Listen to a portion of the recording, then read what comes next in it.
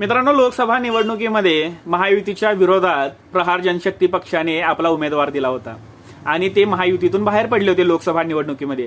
आता तुमच्या माहितीसाठी सांगतो की प्रहार जनशक्ती पक्ष हा बच्चूभाऊ कडू यांचा पक्ष आहे आणि ते महायुतीचा भाग आहेत.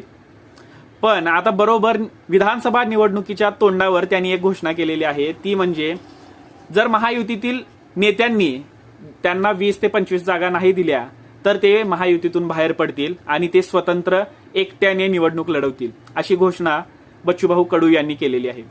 आता मला प्रश्न पडलाय की महायुतीतील जे मोठे पक्ष आहेत ते यांच्यासाठी 20 जागा सोडतील का?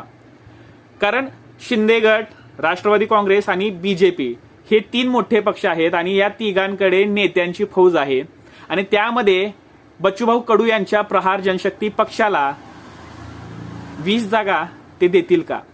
कारण यांचीच डिमांड 80 जागांची आहे. यांना काय मिळेल?